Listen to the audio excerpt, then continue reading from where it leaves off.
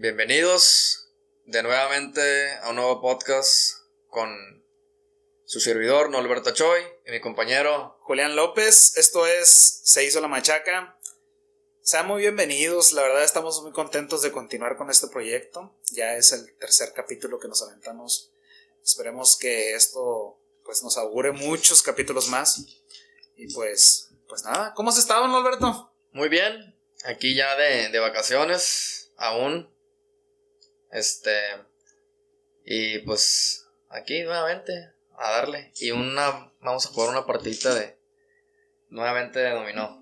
A ver si ahora sí no se nos olvida estar tirando. Se me va el rollo a veces de la plática y tardo Es que se pone buena la plática, ¿no? O sea, se pone buena la plática y se nos olvida estar a veces echando el dominó, pero vamos a estar un poquito más conscientes con esto, ¿no? El día de hoy les hemos estado preparando un tema que habíamos pensado la vez anterior, que era prudente plantear el día de hoy, ¿no? Que era hablar acerca de la comunidad y las implicaciones que tenemos nosotros dentro de ella, ¿no? Realmente muchos se preguntan y muchos se han hecho la fantasía de que uno como individuo puede vivir independiente, despegado de las demás personas, sin responsabilidad respecto a los demás, que uno mismo puede satisfacer todas las necesidades que tiene, ¿no? Sí. Que uno mismo podría solucionar sus problemas, ayudarse a sí mismo, a lo mucho ayudar a las personas más cercanas, pero hasta ahí llega tu dependencia a los demás. Sí. Que todo esto de pagar impuestos, ayudar a la comunidad, resolver problemas que van más allá de tus competencias, pues es una pérdida de tiempo, es una pérdida de esfuerzo, que implica la pérdida de la propia libertad y que en ese sentido lo perjudica. Entonces, hemos planteado esta discusión, esta charla entre amigos, entre compañeros, para poder ir aportando luces acerca de este contexto, ¿no? Muy bien. ¿Tú qué piensas, Norberto? Pues mira, ¿realmente dependemos de los demás o podemos ser totalmente libres respecto a... yo soy la idea de que hay límites. Por ejemplo, depender en qué momento de tu vida. Si me estás hablando desde la cuna, del nacimiento, pues obviamente vamos a depender de nuestra madre o de una persona externa que nos esté cuidando, ya sea una tía o un familiar, o quizás una madre adoptiva o no sé. Y en la educación, siento que en el proceso de la educación desde temprana edad hasta, no sé, hasta 20 y algo, creo que sí necesitamos una autoridad o de perdida una serie de consejos, ya sea de nuestros padres o de... A ver, ¿qué me falta? O de alguien para poder pues seguir un buen curso, ¿no? Porque si... Y para mí eso es una dependencia. No sé cómo la veas tú, en el sentido de si realmente tenemos o necesitamos forzosamente de alguien para salir adelante o no. Imagínate la situación de que ya eres un adulto. Ahorita ya estamos en una situación de que somos adultos. ¿Realmente necesitas de alguien para poder pues, vivir mejor o es un vicio que se te presenta? O sea, porque realmente a veces siento que en cierto sentido no necesitamos de los demás, pero en otros apartados de tu vida siento que sí, de repente sí lo necesitamos. Pero el término necesitar o depender, güey, es una palabra muy fuerte porque... Sí. Depender es...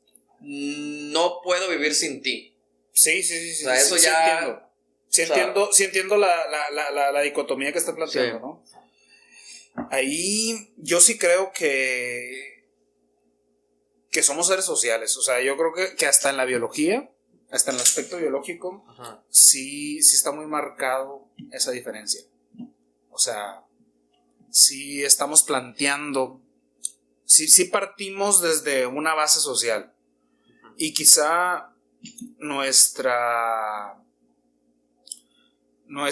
ser social más radical, o sea, nuestro ser social necesita elementos necesariamente. Nuestra necesidad de realizarse está necesariamente atravesada por el concepto de los otros. O sea, ¿tú realmente por qué trabajas? Puede ser para sobrevivir. Sí. Pero una vez logras obtener ese beneficio básico que es la supervivencia, también buscas, en el sentido más biológico, reproducirte, es decir, encontrar pareja, alguien con quien compartir tu vida, con quien compartir tus recursos, por decirlo así. Buscas retribuir en cierta medida a quienes te han ayudado, tus padres, etcétera, etcétera. Y también buscas construir una sociedad mejor. Sí. O sea, realmente nuestras posibilidades de trascendencia no son individuales, pues. Por lo tanto, ahí la sociedad ya se plantea, o la comunidad ya se plantea, como ese elemento necesario para que el ser humano pueda existir. O sea, dentro de nuestra interacción básica, siempre vamos a necesitar de los otros para poder ser. Porque en el sentido más individualista puedes sobrevivir. Sí, si te viene una isla desierta, vas a conseguir agua, vas a conseguir alimento, puedes construirte un refugio, ¿y qué más? Simplemente estás preservando tu vida. Sí. Pero fuera de ello no puedes trascender más. O sea, fuera de ello sí puedes preservar tu vida a los 30, 40, 50 años más que puedas vivir. Pero fuera de eso, ¿de qué sirvió tu vida? Pero, o sea, ¿qué ventaja te puede dar al estar dependiendo de una sociedad? O sea, ahorita, por ejemplo, yo no puedo conseguir todo mi alimento. Lo puedo comprar. Sí, lo puedes comprar, ¿no? Pero ahorita yo no tengo tierras para sembrarlo. Okay. Yo no tengo vacas para sacar la piel de la cual puedo construir mis zapatos. Perdón a todos los veganos, disculpen. Yo no tengo, ¿cómo se llama? Todos los recursos para construirme un celular desde el cual puedo estar grabando este podcast. Yo no puedo adquirir realmente todos los elementos necesarios. No, pero tú estás hablando de una perspectiva de pues en de producción de bienes. O sea, si alguna persona no lo hace...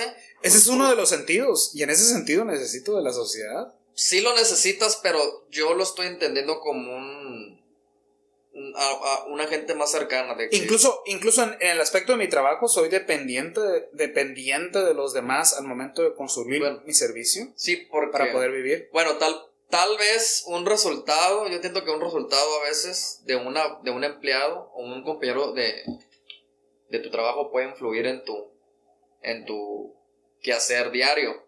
O sea, si yo cometo un error, te puede afectar a ti. Sí. Indirectamente. O directamente. Ajá, tal vez.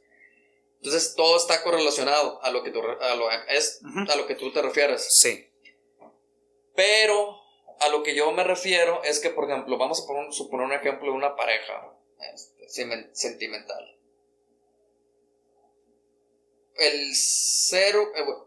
El hombre o una mujer puede vivir sin pareja, sí o no. O sea, durante todo. Sí lo puede hacer. Sí, pero sí lo puede hacer. Vivir sí, pero es necesariamente dependiente estar con esa persona toda tu vida. ¿Es mejor o qué prefieres, estar con esa persona o no prefieres? Dependiendo, o sea, si con esa pareja tal vez tu vida se está dificultando en tener,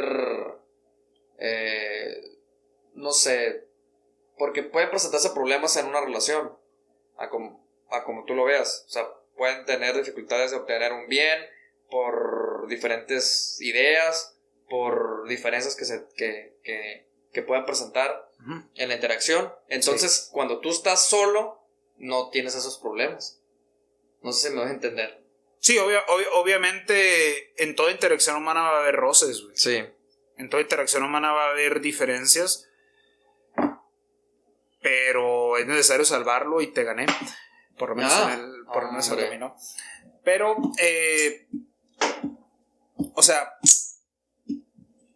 hay relaciones que sí posiblemente no abonen, pero en una relación amorosa no necesariamente se reduce la sociedad. O sea, yo creo que somos codependientes de ciertas relaciones específicas que sí nos dotan de significado. ¿La amistad es necesaria? Sí. La amistad... Por ejemplo, ¿una amistad qué te puede brindar? Incluso ¿Tiempo? O sea, ¿una amistad qué te brinda? ¿El tiempo? Seguridad. Te brinda, ser escuchado. Sí, obviamente. El ser aceptado. Inclusión en un grupo. Inclusión en grupos. Y tú te sientes como ser humano, como una persona más... plena. Llegas realizada. Feliz o realizado, no sé si decirlo feliz, pero... Sí, o sea, realmente yo, los momentos que te puedo decir que has sido feliz, nunca has sido solo, güey. Ok. O sea, realmente yo los momentos que más recuerdo como trascendentes en mi vida, siempre he sido acompañado con personas que quiero. ¿O has compartido tus logros? Sí, fracasos. Mis logros, fracasos, fracasos, igual hay algún fracaso que después derivó en felicidad, sí, o en alegría, pero sí, o sea, realmente todos los momentos trascendentes de mi vida siempre han sido frente a otras personas, sí, y junto a otras personas que les interesa lo que yo estoy haciendo, y que me interesa que ellos estén ahí. Sí, estoy de acuerdo en eso de que necesitamos de los demás en ciertas relaciones. Pues en todas las relaciones. Pero es que si son relaciones. En cuestiones de sobrevivencia. Ahí siento que no ocupamos tanto a la persona. Porque imagínate, ¿qué pasaría si te haces codependiente de tu madre, de tu padre, en el sentido de la manutención? O sea, imagínate que toda tu vida tu papá te quiera mantener. Y no está mal, ¿no? No está mal que tu papá te quiera mantener toda tu vida. Está mal que tú lo aceptes, que te mantenga. Tu papá va... Imagínate. Sí, pues es biológico. O sea él va a querer protegerte y no quieres que sufras. Sí. Pero... Y que tú lo tomes como... bueno, pues... Está bien, a gusto. Me lo tomo como... ay, pues toda la vida voy a estar mantenido. Sí, yo me voy a dedicar a mis pasiones, digámoslo así. O sea, yo no me voy a preocupar. Yo no tengo ni la mula del 6 ni la mula del 5. Yo, la mula del 5 ni yo, ¿no? Ok. ¿La 6-5? 6-5 tampoco. 6, tengo 6, no te voy a decir. Ok, mula del 4, ahí está la verdad. En ese sentido, ahí no estoy de acuerdo que seas dependiente de un ser humano, porque te puede idiotizar en ciertos sentidos. O sea, depender de tu papá o tu mamá. Yo creo que nuestra sociedad contemporánea, güey, tiene un temor muy grande al sentirse vulnerable frente a los otros. O sea, sí, realmente está satanizando mucho el sentirse relacionado a las otras personas y sentirse muy fuertemente dependiente, güey. O sea, nos sentimos muy vulnerables a sentirnos dependientes de alguien, porque nuestra sociedad te dice que debes ser individualista, fuerte, capaz, autosustentable. Y eso es sinónimo de vulnerabilidad, de debilidad, de ser incapaz, ¿no? Pero ¿cuál es el símbolo de seguridad? Fuerte, dinero, poder económico, poder social, poder de influencia, estatus. Sí. Todo eso, el ser humano actualmente uno lo quiere transmitir. Lo quiere transmitir. Y lo quiere presumir. Como imagen y presumir. Sí. Pero no lo consigues por ti mismo, güey. El estatus te lo dan los demás. Sí. O sea, tú no puedes adquirir estatus si nadie reconoce que tú tienes estatus. Sí, ocupas una aprobación. Ocupas una aprobación social. Sí. Entonces, en ese sentido, el dinero no lo puedes conseguir si no le puedes vender chingaderas a nadie. Convencer a menos que lo heredes, obviamente. Y ahí necesitamos. Quizás es el problema de la herencia, lo que platicamos en el podcast anterior. Sí. Cómo tú puedes realmente valorar la riqueza que tienes si la heredaste, pues no la obtuviste, no fue alguien que confió en ti, te digo, aquí te van mis pesos porque confío que tu producto es un producto chingón, es un producto que realmente me convence. Obviamente ahí no hay una validación, pues realmente el dinero te lo dio tu papá, que a la vez lo recibió de su abuelo, que subió de su bisabuelo, y viene de generaciones en generaciones, pues. Entonces, igual el estatus, cuando tú te agarras a madrazos con un cabrón y le demuestras que eres el más fuerte agarrándote fregazos. O sea, todo el mundo te reconoce que eres el mejor peleando. Cuando tú demuestras tu inteligencia, obviamente, después de haber demostrado tu inteligencia en un examen, en una prueba, etcétera, todo el mundo reconoce que tú eres el más inteligente. Ahí ganaste estatus. Ok. Entonces, en un mundo de competencia, ahí tú te lo ganaste. En un mundo de herencia, no. Y en el mundo contemporáneo, el problema es que ha perdido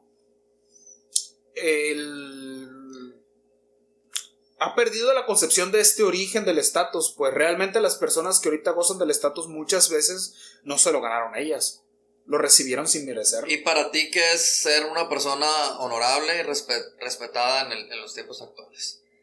O sea, ¿para ti qué es? ¿Qué sería para ti? Porque puede que llegues a ser una persona respetable, honorable, pero pobre. Sí, sí. O puede ser que también seas una persona honorable y respetable, pero rica. Yo no tendría ningún problema. ¿Qué variable? Yo no tendría ningún problema en ser respetable, honorable y pobre, siempre y cuando encuentre satisfacción en mi comunidad. O sea, de hecho yo creo que el ser humano ha vivido así durante la mayor parte del tiempo. O sea, realmente, si nos damos cuenta, el ser humano surge hace 250,000 años a lo mucho, 300,000 años, como Homo sapiens. Hemos vivido como cazadores recolectores la mayor parte de nuestra historia hasta hace 10,000, 11,000 años. Llegamos al Neolítico, comenzamos a cultivar y comienza la sociedad, ¿no? Tal y como lo conocemos, ¿no? Entonces, en ese sentido, no pienso que la realización como ser humano realmente venga de la riqueza. Se va a oír muy romántico, ¿no? La riqueza quizá te da más posibilidades de poder realizar más cosas y por lo tanto sentir más satisfacción. Pero siendo pobre, imagínate, ¿tú crees que en 200,000 años de historia, que la totalidad de la humanidad era pobreza, que la totalidad de la humanidad vivía en condiciones materiales muy deplorables y te gané? Vivía en condiciones muy deplorables, de extrema vulnerabilidad, de extrema pobreza. ¿Tú crees que no hubo ninguna persona que fue feliz en ese momento? ¿Que se autorrealizó como persona? Quizá los estándares cambiaron. Sí. Pues. Mira,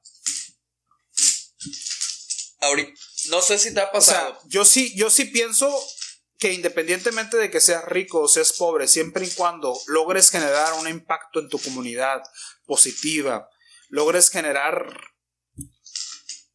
cierta percepción por parte de los otros positiva hacia ti y que te sientas valioso dentro de tu comunidad, que logres generar lazos importantes, vínculos importantes afectivos con las personas que te rodean, puedes lograr tener cierto nivel de trascendencia. Podrás decir, suena muy hippie este cabrón, o sea, suena muy idealista, pero si nos salimos un poquito del marco de la modernidad y nos vamos a un espectro más amplio de lo que ha vivido la humanidad de su historia, pues sí podemos detectar que la mayor parte de la humanidad ha sido pobre durante la mayor parte de la historia en que la humanidad ha existido. ¿Y egoísta?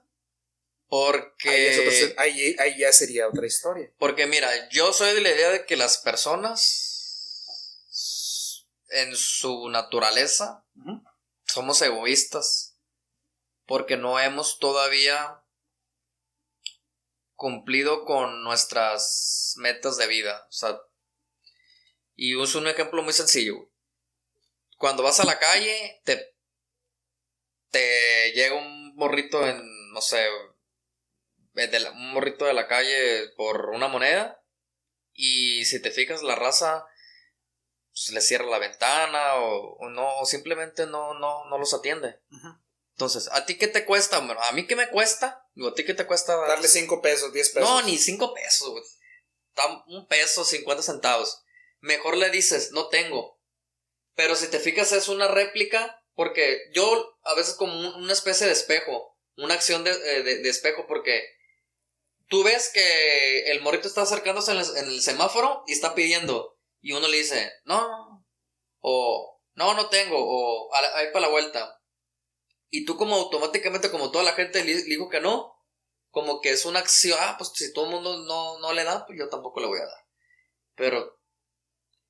Pero si tú puedes darle un peso, ¿por qué no se lo das?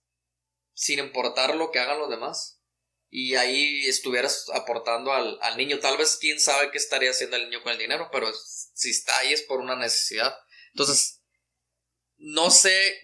Ahí en ese sentido se rompería pues tu criterio, porque ahorita en el mundo que estamos, bueno, a lo que yo he experimentado, en ese claro ejemplo está que no hay a mí me pasa algo bien curioso, güey. No hay intención de ayudar a los a mí me pasa algo bien curioso. A ver.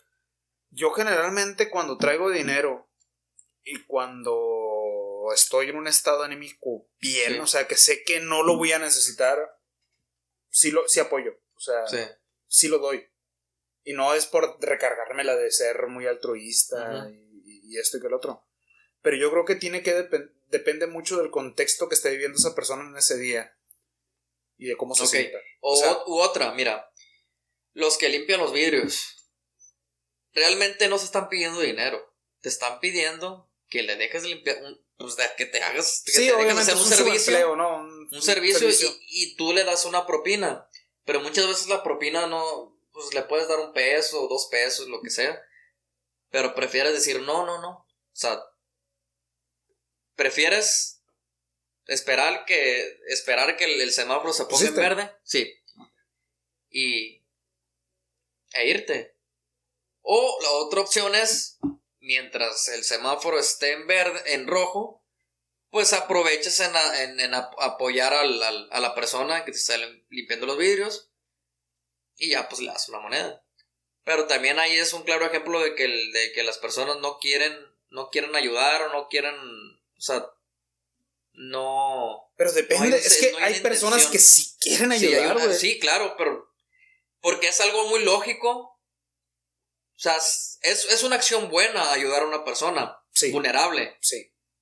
Y tú y yo creo que, no sé si tú has sentido, pero yo cuando veo una viejita, por ejemplo, me siento empatía porque digo, híjole, pues un calorón en Culiacán, casi 40 grados, y la señora se está esforzando por obtener está ahí una moneda. Calorón por una moneda. Una moneda y aún así se enfrenta con la dificultad de que la rechacen, pero a veces ni siquiera saben, o sea, ni siquiera sabemos por qué lo rechazamos.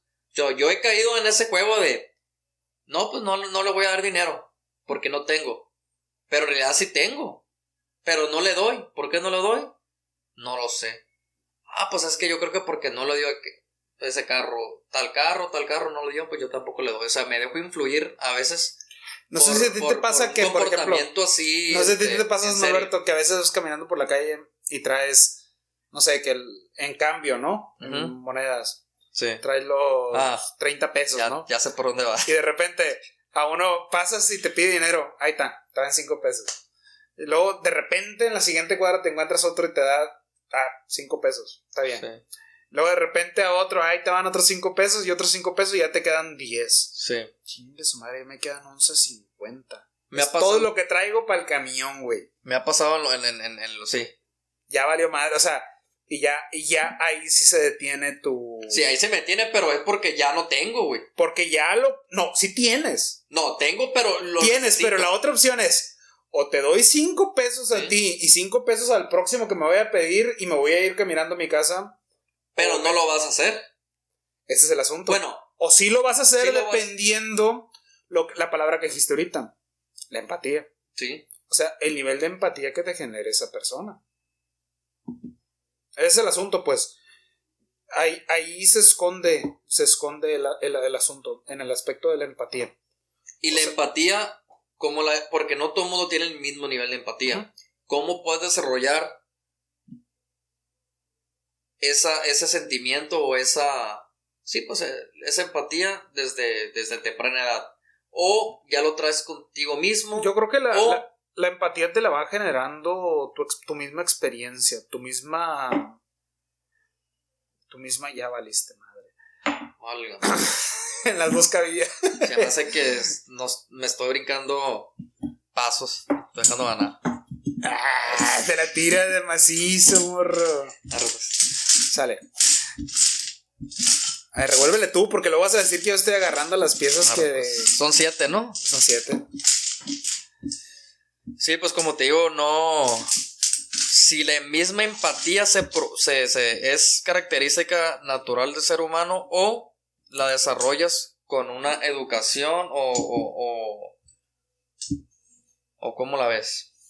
No, yo digo que la empatía viene de fábrica. De fábrica, sí, pero no con todos. De agencia. Sí, no con todos. O sea, si tú estás ayudándole a tu papá, por ejemplo, tú has comentado que le gusta que tu papá, por ejemplo, se ponen a echarle mecánica del carro. Sí. Y todo. Tu papá se lastima un dedo. Se lastima y ves un sangrero, ¿no? Te vas a sentir mal por él. Sí. Te vas a preocupar. Y voy a tratar de hacer algo. Y vas a tratar de solucionar ese problema. Sí. Porque es tu papá. Es una persona que te importa. Es una persona a la que aprecias y que sabes que cualquier daño que le pase a él, indirectamente te va a influir a ti. Entonces, ahí la empatía viene de fábrica. Pero, por ejemplo, una persona que nació y que no fue criado por sus padres, por ninguno de los dos, que estuvo brincando de orfanato en orfanato, de familia en familia, que fue abandonado, que vivió en condiciones muy distintas, obviamente su nivel de empatía va a ser distinto. Entonces yo creo que en cierta medida la empatía viene relacionada con la interacción con los demás y con la cantidad de afecto que recibes de la sociedad en la que estás. Y también de qué tan entrenado estés para recibir ese afecto, ¿no? Pero, por ejemplo, si a ti te llega a pasar algo muy, no sé, una enfermedad, si te llega a tocar una enfermedad y no eres una persona empática, ¿no? Uh-huh. O sea, supongamos que no eres una persona empática y te enfermas. Sí. Y ya, pasas por un momento muy difícil, superas la enfermedad, pero viviste el proceso de toda la enfermedad, lo que implica la enfermedad, ¿no? O sea, la angustia, la preocupación, todos esos sentimientos que conlleva toda esa enfermedad. Y pasa el tiempo y un ser querido o un amigo se enferma de lo mismo que tú sufriste. Uh-huh. Ahí generas una empatía, pudieras ser más empático porque tú ya viviste esa experiencia y dices, bueno, yo ya sé lo que se siente, me preocupo y voy a hacer algo al respecto, una ayuda, un aporte y ya. O pues está la otra opción de que me sé indiferente y no hago nada al respecto, a pesar de haber vivido la experiencia. Yo creo que ahí depende de las condiciones emocionales y también de la evolución de esa persona. Pues, por ejemplo, si esa persona logra interiorizar el problema de la otra persona como propio, o sea, que logra ponerse en los zapatos de los demás, en ese sentido, pues posiblemente... Como dicen, yo no le deseo el mal a nadie. Ni a mi peor enemigo. Ajá. ¿Cómo me hiciste jalar? Entonces, ahí sí porque yo en mi caso sí sería empático porque yo ya vi la experiencia. Ajá. Y haría algo al respecto de acuerdo a mis posibilidades. Como quisieras que te hubieran ayudado a ti, ¿sí? O como te ayudaron a ti. Sí. ¿No? O sea, por ejemplo, eso suele pasar mucho y me ha pasado un montón. Esto yo lo he vivido bastante, güey. Con gente con el problema de la depresión o con problema, más que con el problema de la depresión, con el problema de burnout. ¿No? Ok. O sea, sí te ha tocado ver que hay gente que colapsa con el trabajo. Sí. Y bueno, eso nunca me ha pasado, pero... Nunca te ha pasado y no. Espero que nunca te pase. Pero me ha pasado que gente que antes criticaba mucho a todas las personas que experimentaste. ¿Pusiste? Sí. Ok. Todas las personas que estaban en burnout, o sea, que estaban en esto, las demás personas le decían, oye, canijo, pues relájate, ya, ¿no? O sea, tómate la vida más tranquilo, no te lo tomes tan en serio.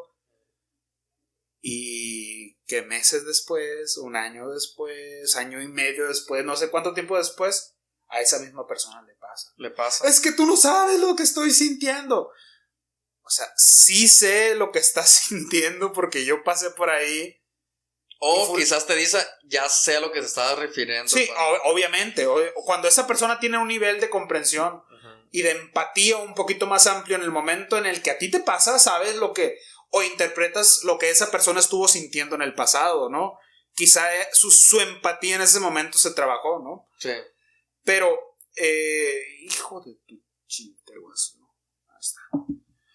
Entonces, ahí existe esta transformación, ¿no? Entonces, a mí sí me ha tocado ver cómo mucha gente ve transformada su empatía en el momento que le toca vivir situaciones difíciles. Sí. Y logra comprender las situaciones difíciles que otras personas han vivido. Hasta que le toca experimentar en carne propia el sufrimiento, el dolor, la angustia que pudo haber vivido en esa persona en ese momento, ¿no? Y eso pasa mucho con personas que han sufrido depresión, personas que han sufrido burnout, personas que han sufrido alguna pérdida específica, ¿no? Por ejemplo, alguien que ha perdido un familiar cercano, pues solamente pudiera ser empático con otra persona. Exactamente.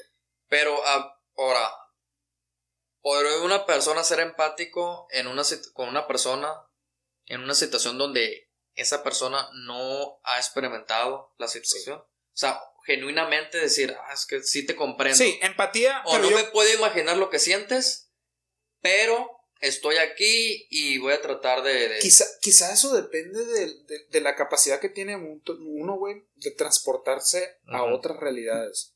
Porque, por ejemplo, una persona que todo el tiempo ha vivido en el privilegio, que todo el tiempo ha vivido en una situación que no ha tenido que esforzarse demasiado, sí, que no ha tenido pérdidas grandes, que no ha tenido que sufrir por condiciones materiales adversas. Obviamente esa persona... posiblemente sea difícil que pueda imaginarse una situación que hemos planteado, ¿no? Adversidad. Entonces ahí hay un problema. O sea, esa persona posiblemente no pueda planteárselo. O quizás si tiene una imaginación muy grande, igual y sí pueda plantearse el hecho de no sé qué haría sin mi papá, sin mi mamá, sin mi familia, sin dinero, etcétera, etcétera. Pero creo que tiene que ver con la educación emocional. O sea, tiene que ver con el desarrollo que nosotros tenemos para poder pensar. Te quité uno, ¿no? Sí. Ok. Sí. Síguele. ¿Qué pedo? Me paniqué. Sí, síguele. ¿Qué tiene que ver con eso, pues? O sea, con el entrenamiento emocional. O sea, ¿qué tanto te permites a ti sentir emociones negativas? ¿Qué tanto te permite sentir tristeza y admitir que estás triste, asumirlo, reflexionarlo, asumir, no solamente pensarlo y sentirlo, sino también asumirlo como parte de ti? Sí. O sea, no todo el tiempo hacerte responsable de tus propias emociones. Exactamente. Entonces, en la medida que puedas hacerlo, yo creo que también puedes entender el por qué los otros pueden comportarse de esa forma. Ok. No sé tú cómo lo ves. O darte una idea, o sea... Sí, o sea, yo me he sentido enojado, asumo que estoy enojado, sé que cuando estoy enojado yo no respondo de mí y... Por ejemplo, mira, tus papás viven, ¿no? Sí. Mis papás viven. Yo no tengo ni idea de qué es la pérdida de un padre o una madre. Entonces, cuando alguien... Abuelos sí, pero padres no. Sí, estoy diciendo padres porque yo sé que no... Ambos no hemos tenido esa experiencia. Pero yo no pudiera imaginar aún el hecho de que una persona, o sea, yo no puedo imaginar el dolor de una persona al perder a su papá o a su mamá, pero me puedo imaginar o me puedo transportar de que mi madre pueda fallecer o mi padre puede fallecer y me derrumbo emocionalmente, sí. Pero es como una ilusión, ¿no? Como que yo me creo una ilusión en un ambiente y ahora, yo creo que apenas así pudiera ser empático. Ahora, imagínate. Pero tengo que hacer un ejercicio mental. Alguien que te importa mucho, que no es tu padre o tu madre, que no es tu hermano o tu hermana, que no es un conocido, que no es un familiar cercano, pero que sí es una persona a la que quieres mucho. Un amigo muy cercano. Sí. Que tú lo has visto, que tú tienes una idea de él. Uh-huh. Y paso. Que tú tienes una idea de él, que lo quieres mucho. Entonces, imagínate verlo distinto, destruido, llorando, uh-huh. etcétera, por alguien que lo quiere mucho, diciendo, papá, te quiero mucho, y trasladar esos sentimientos que él tiene hacia o proyectarte en él, pues, y decir, ¿cómo estaría yo actuando en este momento? ¿Cómo? Y verlo con sus gritos desgarradores, pues, papá, ¿por qué te fuiste? Sí. Papá, ¿por qué me dejaste? Tanto que me haces falta, tanto que te quiero. Entonces, interpretar esos sentimientos obviamente te generan empatía si es que tu relación con tu papá es buena. O sea, obviamente si tu papá fue un canijo y no lo quieres, obviamente vas a decir, este canijo está, qué pinche ridículo, está llorando y debería darle gracias a Dios que su papá desapareció. Uh-huh. Eso sería una persona que obviamente esa pérdida no le dolería, ¿no? Pero porque es una proyección. Es una proyección. Una proyección de él. No. ¿Te ha pasado ver a gente llorando, sufriendo? O te genera dos cosas. O tristeza o enojo. No. ¿Por qué? Porque empatizas con él. Sí. Y eso es la empatía. Cuando sientes esa persona más cercana o más lejana a ti, te genera o más empatía o más rechazo. Así es. O sea, ante la injusticia tenemos dos condiciones. Si lo consideramos tan alejados a nosotros que lo consideramos como alguien perteneciente a otra tribu, tanto que jale y ya te gané otra vez. 3 seguidas, camarada. Me quedo con esto. Cuando te relacionas con una persona y ves su dolor o su sufrimiento o su tragedia y lo consideras a él tan lejano a ti, puede ser o que lo consideres algo bueno o algo malo. O sea, puede ser que veas y digas tú, ¿sabes qué? Su sufrimiento no me importa porque se lo merece. O sabes, ese sufrimiento, o mínimo su sufrimiento me es indiferente. ¿Por qué? Porque lo consideras a alguien tan alejado a ti. Alguien con tantas características tan diferentes a ti, uh-huh. que posiblemente su sufrimiento hasta te sea... Te comentaba, pues, o sea, la empatía viene de esa relación. Uh-huh. O sea, viene de cuando la persona te puede transmitir ciertos sentimientos en los que tú te puedes sentir proyectado, identificado. El cual yo no me imagino siendo una persona del desearle el mal o sentir que sus sufrimientos me satisfagan. O sea, yo no pudiera... Yo creo que nadie. Yo creo que sí, hay personas que sí, bueno, se quizá en ciertos contextos específicos, y quizá porque quizá ni tú ni yo hemos vivido. O yo no he odiado. ¿Tú has odiado a una persona? Odiado al punto de querer que se mueran. Que no. sea un enemigo. No, todavía no, y gracias a Dios.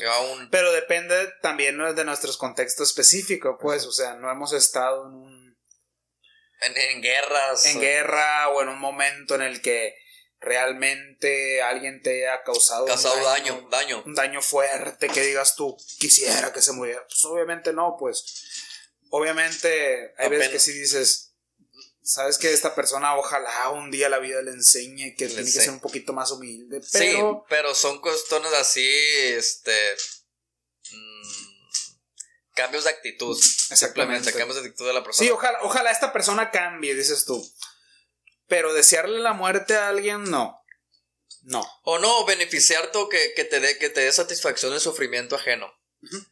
Porque te hizo un daño Pero volviendo al tema principal, o sea, sí. Realmente yo sí pienso que sí la sociedad es importante, o sea, sí somos seres comunitarios importantes y sí dependemos enormemente de los demás para autorrealizarnos. Al punto que, por ejemplo, realmente, ¿en dónde podríamos decir que reside el elemento de la humanidad? Uh-huh. O sea, lo que nos hace humanos. ¿En qué tú lo caracterizarías? En la interacción. La interacción, todos los demás, la mayoría de los animales interactúan. En el ellos. sentir,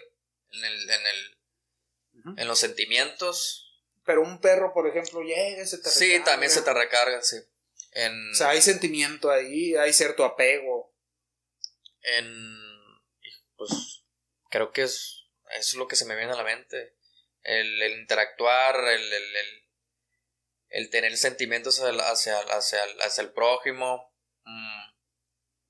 No sé a ti, ¿tú cómo la ves? O sea, ¿qué se te viene? Yo, por ejemplo, en ese aspecto estoy muy convencido que uno de los elementos fundamentales que nos hace humanos es el lenguaje. Ah, ok. O sea, que podemos articular ideas. O el pensar. Sí, pues, pero el pensar el lenguaje. Okay. O sea, ¿con qué piensas? Transmitir tu... No, incluso dentro de ti, cuando tú estás quemándole el coco, estás pensando con palabras. No estás simplemente pensando con ideas puras, con imágenes, con sonidos. No. Es tu voz interna. Es tu voz interna y hay lenguaje ahí, pues. Entonces, en ese sentido, el lenguaje nos hace humanos y el lenguaje no es una característica que la naturaleza nos dé de forma de fábrica, pues que nos dé de forma preestablecida, sino es algo que es aprendido. Sí. El lenguaje es algo que es algo adquirido y en ese lenguaje, en esa enseñanza, pues viene todo lo que conlleva el hecho de pertenecer a una sociedad. Y dependes de una persona para aprender el lenguaje. Sí, dependes de otro. Por sí mismo. Tú no puedes enseñarte el lenguaje. ¿Qué pasaría si una persona nace y la encierras? Es un experimento muy raro. Ya han hecho, ¿no? Experimentos que... No lo han hecho, pero ha habido casos de los niños ferales, güey. ¿Ferales? Ferales, con F. Ah, ok. Niños ferales que, por ejemplo, fueron abandonados o se perdieron a edad pues muy temprana de bebés y fueron criados o por lobos, o por animales, etc. Órale. Y socializan como esos animales, o sea, viven dentro de ese espectro. Como por ejemplo Tarzán. Como un Tarzán.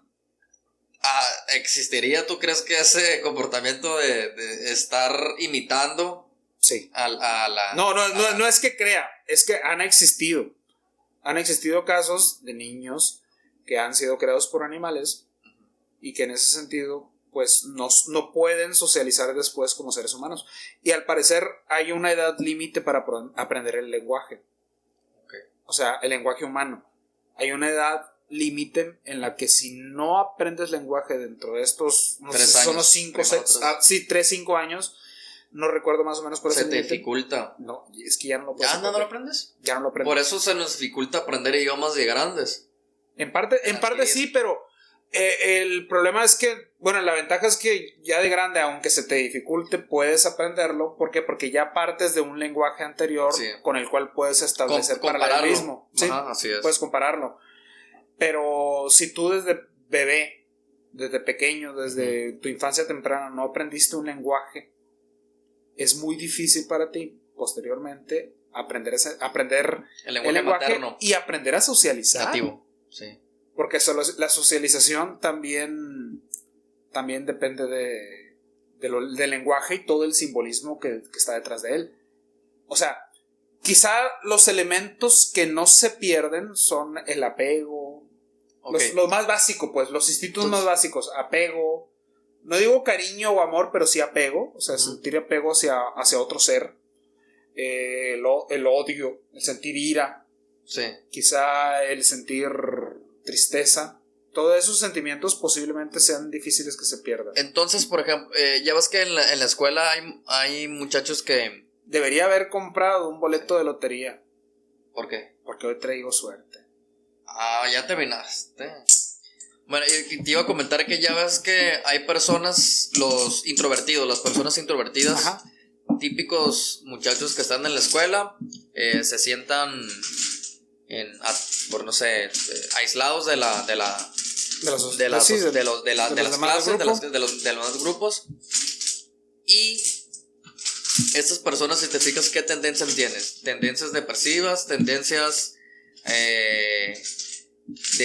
de inseguridad, porque no tienen la capacidad de socializar con las personas. Y en cambio las personas que socializan, si te fijas, son más alegres, tienden a ser más seguros de sí mismos. No sé si tenga que ver con esa relación de tener la necesidad de interactuar con... ¿Quién sabe, con las personas? Sea, no todas las personas que socializan tienen una vida más estable. No todas las personas que son extrovertidas tienden a ser más felices. A ser más felices. O sea, a veces hay algo que se llama sobrecompensación. Que hay personas que sus carencias intentan sobrecompensarlas, pues poniendo más énfasis o más energía en una actividad. Por ejemplo, el típico vato que anda en el carro a todo pulmón ahí metiéndole gas a todo, con la música a todo volumen, obviamente está intentando sobrecompensar algo, alguna inseguridad, o el güey que la acelera. Sí, pues obviamente se quiere para sentir quemar mejor. llanta. Entonces, en ese sentido, está intentando sobrecompensar algo. Está intentando suplir alguna carencia que tiene. Entonces, no todas las personas que son muy sociables son personas que son sanas. Okay. Hay personas que en ese aspecto también tienen relaciones negativas. Una persona que es sana generalmente tiende a ser más moderada en todo. Tanto socializa bien, más equilibrado, con relaciones más estables, pero también tiene que ver con la naturaleza de su educación. Hay personas que han tenido una educación más conservadora, tienen una familia estable y posiblemente no sean tan extrovertidos. Hay personas que tienen una educación más liberal, más dicharachera, en su familia todos platican, pero hay problemas y problemas fuertes. Sí. Entonces, en ese sentido, no necesariamente aquellas personas que son más populares o más abiertas. Pero yo me refería a esas personas que eran los emos. Ajá. Los emos en las escuelas. De esos que se mantenían alejados del grupito. No hablaban con muchas personas. Eran muy... no se desenfocaban en sus dibujos o cualquier otra cosa que los mantuviera entretenidos. No sé si es sano al estar así con ese comportamiento o tratar de socializar. Pero es que también no sé si te fijas que casi todas estas actitudes o actividades de emos, de apartarse, se dan mucho en el ámbito de la adolescencia. Sí. O sea, son generalmente en ese lapso. Y es porque en ese momento, tanto esa persona como el resto de las personas que le rodean, todos los demás muchachos, pues están viviendo una etapa de desestabilización emocional. O sea, están apenas construyendo su personalidad. Están apenas integrando aspectos positivos a su vida. Entonces, en ese momento, no sé tú cómo te acuerdes cómo fue esa época. Pero la mayor parte de las personas están sumamente desorientadas. Yo en mi adolescencia yo recuerdo que nunca tuve o sea, yo que me acuerde o que haya estado nunca estuve consciente de tener un desequilibrio emocional o de alguna inseguridad de mi personalidad. O sea, yo siempre supe. No es que quiera decir que es que el desequilibrio uno nunca es consciente. Es lo que te digo, yo nunca fui consciente. Bueno, no digo uno nunca es consciente. Obviamente hay momentos en los que sí es consciente que sabes que oye, sí estoy mal, necesito ayuda. Posiblemente sí me pude haber sentido mal, pero no en ese momento no eras consciente de qué te estaba pasando. Tal vez en ese momento no estaba consciente. Es que imagínate, güey. O sea, en la adolescencia sufrimos tantos cambios todos, hormonales, corporales. En ese momento, de pronto, de 10, 12 años, de ser un niño, lampiño, etcétera, te salen pelos por todos lados, de repente ya eres grandote, gordo, flaco, de repente te sale barba, de repente te crece la nariz, de repente ya te cambia la voz, o sea, estás realmente sufriendo cambios enormes y te volví a ganar. Sí, que con una... güey, traigo suerte. No, hombre, está haciendo trampa, yo creo. Pues revuélvele, repártemelas tú. Yo creo que en la siguiente te voy a ganar. Entonces, ahora sí. Uno está sufriendo tantos cambios, güey, en ese momento que no hayas dónde sí, focalizarte. No, es te que entran chingazos por todos lados. No hayas estabilidad y son varios años en los que no hay una estabilidad y cada día es diferente al otro. Sí. Ya una vez llegas a una etapa madura, parece que todos los días son iguales. Sí, se estabiliza. Parece que los cambios son cada vez menos radicales. Y el tiempo se vuelve más, siento que más rápido, ¿no? Sí. Sí, no, o sea, pasa el tiempo más rápido. No experimentas nada nuevo y sientes que la vida se te va. Por eso dicen, después de los 25 ya valió madre. Es como el tobogán que el del meme. Yo diría que después de los 25, después de los 25 llega el 26 y en un abrir y cerrar de ojos ya tienes 40. Ajá. Así. Sí, no, y se va rápido, sobre todo porque todas las experiencias son nuevas. O sea, cuando nosotros experimentamos cuestiones nuevas, la novedad nos hace vivir el tiempo más lento porque estamos asimilando nuevas experiencias. Así es. Fíjate que eso me pasa. ¿Mula del 5 o 6? Sí. Fíjate que eso me pasa. ¿Sabes cuándo me pasa? Que el tiempo me pasa más lento y porque tengo nuevos estímulos. Es cuando viajo. Eso yo lo comprobé. Cuando viajo y conozco nuevos lugares, siento que cada minuto que pasa lento. Cuando viajo o cuando empiezo a hacer nuevas actividades también me pasa. O sea, ¿sí? Cuando empiezo a leer gente que nunca había leído, cuando empiezo a conocer ideas que nunca había leído, me pasa el tiempo muy lento. Muy lento. Como que estoy apenas empezando a interpretar eso. Y también comprobé otra cosa con el tiempo que me pasa rápido y lento. Cuando viajo y tengo un nuevo conocimiento como tú mencionas, pero normalmente cuando yo viajo siento que la vida pasa más lenta. Y ahorita precisamente en el último año 2020, cuando surgió esta pandemia, se me fue en putiza el año porque me la pasé viendo series, güey, o jugando videojuegos. Ole que estudiando para el TKT y ya, güey, o sea, y estar encerrado en la casa. Son prácticas, estar encerrado en la casa, estar viendo TV, estar jugando videojuegos son prácticas habituales. Por lo tanto, una monotonía, por lo tanto el tiempo se me pasó en chinga y ahorita ya estamos 2021, ya prácticamente ¿Ya se fue? Ya se fue, güey. Ya se nos fue un año en pandemia. Ya se nos fue un año en pandemia. ¿Y lo sentiste? Pues no. No. Entonces, imagínate que este año lo hubieras pasado tomando nuevos hábitos o conociendo nuevos lugares. El tiempo, güey, tu cerebro como que lo hubiera interpretado como que hubieras vivido más tiempo. O sea, imagínate, güey. Como la cámara del tiempo. Imagínate, güey, toda esta gente de la prehistoria. Sí. No, hombre, güey. Cazadores recolectores que se estaban moviendo de un lugar.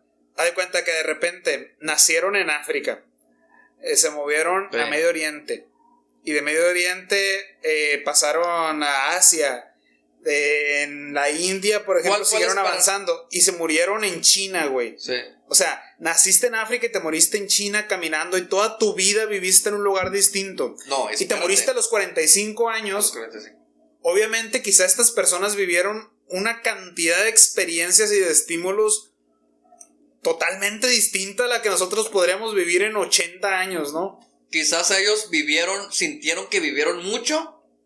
Ajá. A pesar de que hayan muerto a los 45, por todo que cada minuto, güey, imagínate que cada minuto que estabas pendiente de que un pinche león no te comiera. Imagínate, por ejemplo, tú ahorita, volviendo al tema de la comunidad, que es el tema del podcast, ¿no? Uh-huh. O sea, imagínate, tú conoces un montón de gente en la ciudad en la que vives, sí, día a día. Sí. O sea, puedes encontrarte con una persona en el banco, en el súper, en el abarrote, saliendo de tu casa, gente a la que ni siquiera conoces, pues, que cruzas palabras con ellos, que los conoces. Pero puede ser que todas esas personas te aporten en cierta medida un estímulo similar. Son personas iguales. Pero imagínate encontrarte después de 10 años de no haberte encontrado con otra tribu diferente a la tuya en mucho tiempo. O sea, 10 años, encontrarte con alguien. Encontrarte con 5 personas, 10 personas distintas a las que has visto durante toda tu vida. Era un evento, güey, totalmente trascendente, pues. Era encontrarte con alguien realmente importante, realmente que podría cambiar tu vida. Eso pasa con mucho con los extranjeros. A mí me ha pasado que conozco, veo personas extranjeras como un neozelandés o un canadiense. De entrada me impacta porque es diferente a mí. Físicamente, culturalmente, en idioma, en todo. Entonces es algo que me impacta, no precisamente porque por el hecho de ser canadiense, no, simplemente porque es algo diferente, veo algo diferente. Y yo tengo un amigo que se fue a trabajar a Nueva Zelanda, creo que sí, fue a Nueva Zelanda, y era un chico que allá era una persona exótica. O sea, obviamente, era una persona exótica y tenía chingo de pegue. ¿Chingo de pegue? Era como el Ricky Martin, güey, se sentía el Ricky Martin de Nueva Zelanda. De Nueva Zelanda, porque todas las viejas ahí estaban tirando el rollo. Vuelve aquí, pues, alguien normal, es un ¿no? simple mortal, güey. Culichi promedio. Quedó con la sensación de que se acostumbró a ser siempre el centro de atención. Y cuando vuelve aquí, pues vuelve a la realidad. O sea, realmente sí sintió el cambio brusco.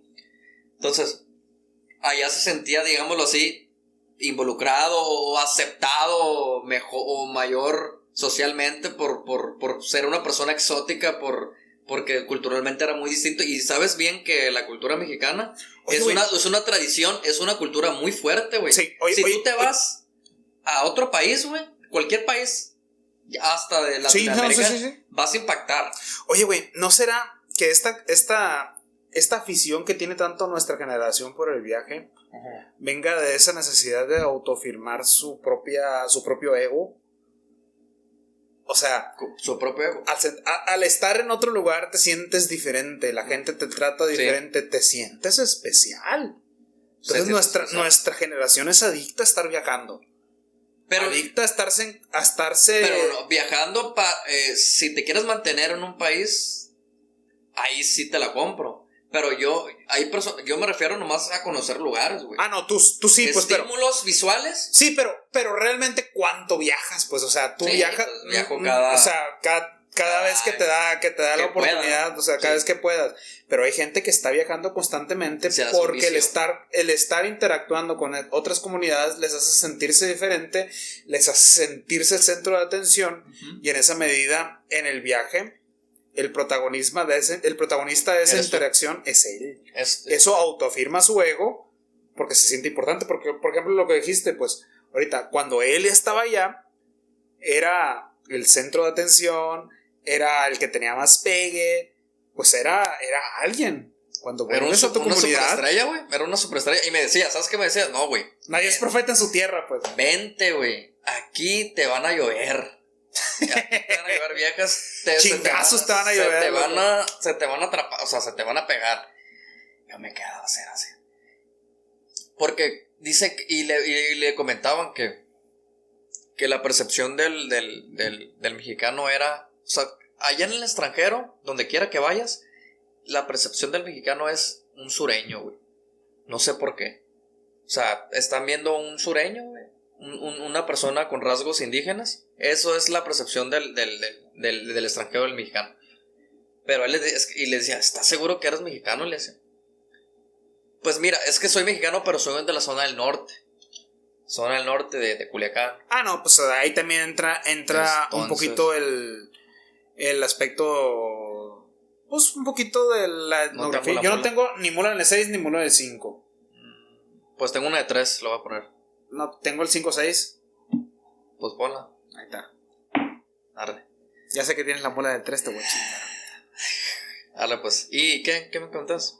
No, pues eso, ahí también entra un aspecto del racismo, ¿no? O sea, Sí, sí, racismo, pero es como decir, o sea, un chino para mí es un chino, güey. O sea, no hay distintivo. ajá, Yo un chino lo considero chino porque tiene los ojos rasgados. Pero un mexicano, No, obviamente hay mucha hay mucha variedad. Hay mucha variedad. Pero obviamente existen ciertos rasgos que esa persona tiene que comparte con el resto. O sea, Sí. sus rasgos no son totalmente ajenos a los de otra cultura. Por lo tanto, no puede ser totalmente excluyente. O sea, esa cultura, esa persona no se siente totalmente excluida. Pero sí entiendo totalmente el punto, pues, o sea, lo exótico genera atracción. O sea, lo exótico generalmente. Y viene de un aspecto biológico. O sea, realmente nosotros como seres biológicos lo que buscamos es encontrar La variedad. genes que nos den variedad para, pues, evadir enfermedades, evadir problemáticas de Fíjate cómo es la naturaleza. incesto, y por eso nos sentimos atraídos y a la vez tememos a la variedad, porque también tememos que nuestra genética pueda desaparecer y disolverse en esa variedad. Y por eso nace el racismo, güey. Por eso nace el racismo es miedo a que desaparezca tu carga genética o tu tribu o tu tribu o tu cultura. O te ves amenazado porque es pues es una cultura diferente o Sí, pues tienes miedo a que desaparezca aquello que siempre ha existido en tu comunidad. Uh-huh. Entonces, pero también hay una fuerza Di no al racismo, dice. Di no al racismo. Lo puedes decir, sí, pero lo puedes eliminar de tu cabeza. Es que es un tema muy difícil. Es que el racismo viene ligado al poder, viene ligado al privilegio, uh-huh, y viene ligado también a la cuestión económica, pues. O sea, realmente el racismo solamente funciona no solo cuando las clases altas, las clases que están en el privilegio lo aceptan, sino también cuando las clases bajas, las clases que no tienen privilegio, aceptan esa relación de dominante-dominado. O sea, cuando el que está debajo de esa cadena también acepta esa condición del racismo y comienza a entrar al juego de querer él también, por medio de la línea genética, empezar a limpiar su sangre, sí, para ascender en la escalera social, ahí en ese momento el racismo se establece como una estructura muy difícil de cambiar. Cuando la misma gente que está en la base acepta esas reglas del juego, en ese momento también el racismo se vuelve exponencial. Sí, crece exponencialmente. Entonces, está canijo. Porque eso, por ejemplo, sucedió aquí en México durante la época del virreinato, pues. O sea, todo el mundo ha escuchado esa frase de hay que mejorar la raza. Sí, hay que mejorar la raza. Aquí en México es muy común. Y es una frase súper racista. Sí, racista, pero común. Y muy racista. Normalizada, sí es. Normalizada, o sea, la gente lo toma como algo habitual, como algo real, como algo... benéfico para tu vida, güey. Benéfico socialmente para tus relaciones sociales, ya casi no me falta. Pero no, o sea, el hecho de ser chino, moreno, hindú, mexicano y español, lo que fuera, no te hace ser, bueno, es lo que yo pienso, no te hace ser una mejor o peor persona. Obviamente, o sea, en el aspecto moral no. Yo siento que el racismo nunca va a dejar de existir. Nunca se va, o sea, nunca va a desaparecer. Mira, el problema es que si desaparece, de todos modos, los seres humanos vamos a encontrar formas de diferenciarnos entre nosotros y aquellos.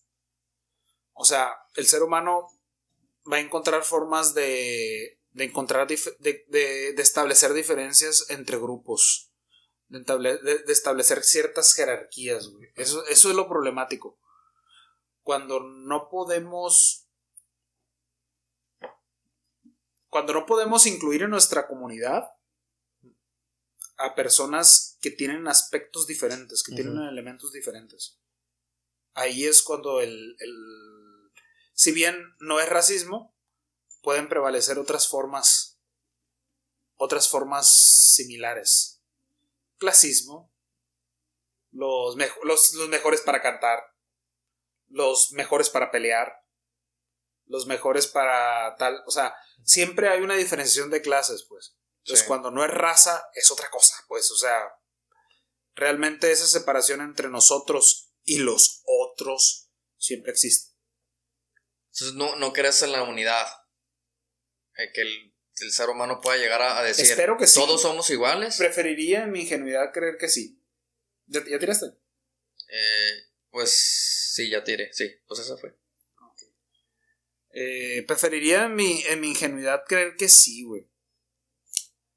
Pero hasta que no podamos desarrollar un sentido de comunidad fuerte y de comunidad amplia, pues va a estar difícil, güey.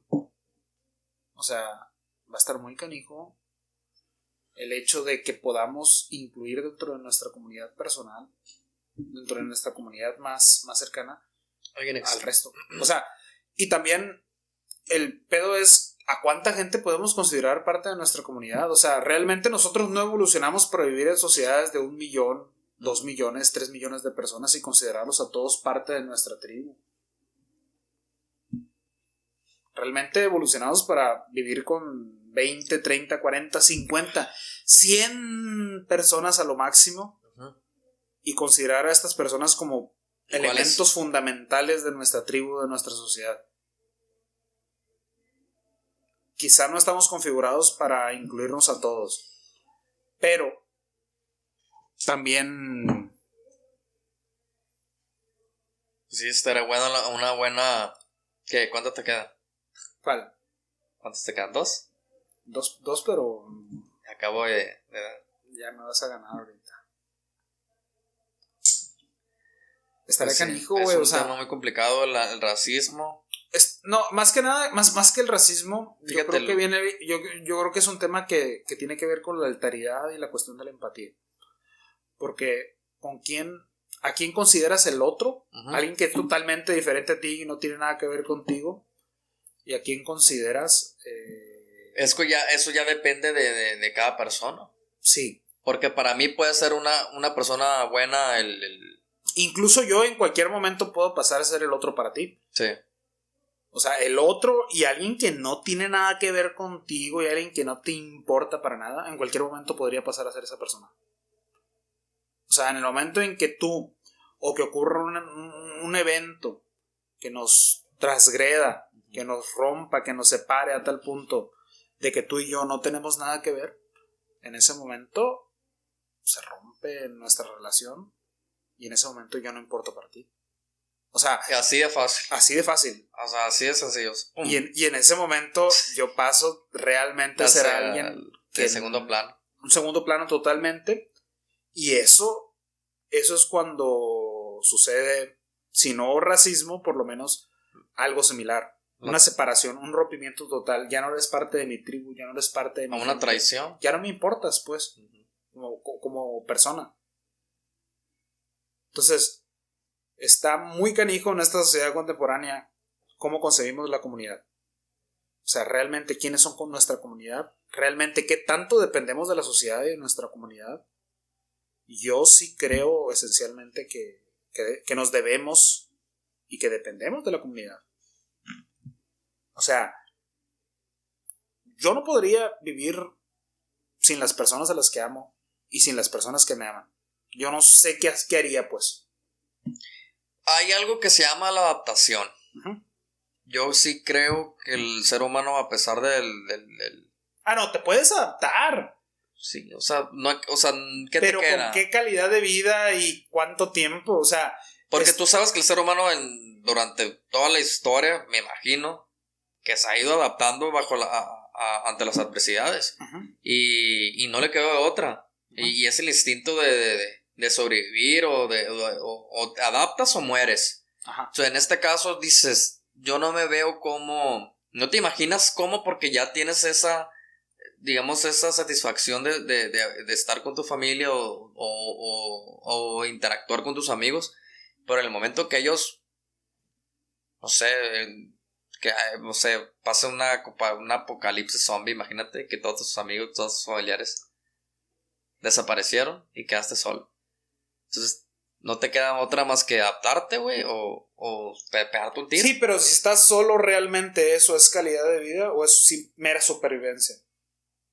Pues sí, o sea, bueno, Podrías sobrevivir y mantener tu vida. Pero ahora, tu vida eso porque ya lo probaste. Ya probaste el estar con una persona o ya interactuaste con las personas porque eso ya lo viviste. Sí, pero imagínate una persona que nunca lo haya vivido. Pero así como ¿qué persona puede ser humana si nunca ha vivido la interacción humana? Esa es otra buena pregunta. O sea, volvemos al tema de los niños ferales, pues. Encierro, sí. O sea, una persona que nunca convivió con otra persona, no adquirió lenguaje, no adquirió valores, y te volvía a ganar, compañero, y después de que jalé un montón. O sea, una persona que siempre ha vivido en nuestra sociedad, en la que nunca convivió con otras personas, nunca recibió valores, nunca interactuó, nunca recibió los aspectos que nos hacen humanos, ¿no? Cultura, sociedad, lenguaje, arte, etc. Obviamente esa persona pues tiene su vida animal, ciertos apegos, ciertos instintos, puede sentir tristeza, puede sentir cierta ira, pero puede racionalizarla, puede trascender esa ira, puede encontrarle significado a esa ira, puede transmitirla a otros medios. O sea, ya no es humano. Entonces, en ese sentido, hasta la misma trascendencia de tu dolor y tu sufrimiento te lo dan los demás, en el sentido en que los demás te transmiten. No es una persona civilizada. Sí, no es una persona, obviamente, no es una persona que pertenece al ámbito del humano, sí. Pues la civilización produce humanos. Okay. Y la civilización se da a través de la socialización. Está canijo el tema. Y sería bueno tratarlo en otro podcast, ¿no? Ver los experimentos. Sí, si quieres, en un podcast más futuro planteamos experimentos sociales que han hecho sobre hubo un experimento que ruso, no sé si lo escuchaste, sobre el no dormir. Ah, ¿Y sí. qué pasa con el ser humano cuando no duerme durante una semana? Cuando tienes privado el sueño y que comienzas a... Ya empezaron a hacerte a convertirte en un animal prácticamente. O con instintos destructivos, autodestructivos. Sí, no, es que al final de cuentas el sueño es bien importante, güey. Sí. O sea, se dan procesos en los que el cerebro se recupera, se regenera, comienza a asentarse la información, comienza a haber una regeneración celular, porque también gran parte de la energía de nuestro cuerpo la consume el cerebro. Yo creo que la mayor parte de nuestra energía la consume el cerebro, entonces cuando no duermes sigues consumiendo energía, entonces como la pila. Te va desgastando, pues te va desgastando. Entonces si no estás durmiendo estás consumiendo energía generalmente, y esa energía que estás consumiendo en el cerebro no se puede consumir en otros lados. Entonces hay procesos como la regeneración celular, la regeneración de los tejidos, que no se puede dar si no estás dormido, cuando el cerebro está en funciones de proceso muy bajas. Hay una película muy buena donde El Club de la Pelea, que trata más o menos sobre el sueño. No sé si lo has escuchado. Uh-huh. Que está Brad Pitt y creo que el otro actor, un actor bueno, pero no. Esa película está muy buena. Cuando ya empiezas, cuando no tiene, bueno, no es que no duerma, pero sí tiene insuficiencia del sueño, que ya me toca dormir. Es que la primera característica de la depresión, güey, y de los problemas psiquiátricos es no dormir. No dormir. O sea, lo primero que te recomiendan cuando te tratan psiquiátricamente es ponerte ansiolíticos y ponerte... para dormir, pues, o sea... Porque al final de cuentas necesitas regular tus procesos biológicos para funcionar correctamente. Sí. Bueno, pues si quieres cortamos el podcast aquí, Sí, ¿no? pues ya. Duerman, a toda la gente que nos está escuchando, principal consejo que le podemos dar, duerman bien. Yo sigo considerando que la sociedad es importante y nos brinda gran parte de lo que somos. Nuestro compañero Norberto, Yo comparto en ciertos apartados. sigue pero un no poquito ahí en debate con esa cuestión. Y pues nada, ¿no? Muchísimas gracias por su apoyo, muchísimas gracias por todo lo que nos están apoyando, aquellos que nos están apoyando, ya saben. Pues suscríbanse, denle like si les gusta, propongan temas en la caja de comentarios si quieren que hablemos de algo. Aceptamos críticas positivas, negativas y pues nada, ¿no? Estamos aquí para todos aquellos que quieran pues brindarnos su opinión, ¿no? Entonces, pues nada, muchas gracias por todo. Muchas gracias, Norberto. Muchas gracias y pues a darle al siguiente podcast sobre los temas que se plantearon ahorita. Pues nada, ¿no? Muchas gracias, nos despedimos. Esto fue Se hizo la machaca. Hasta luego.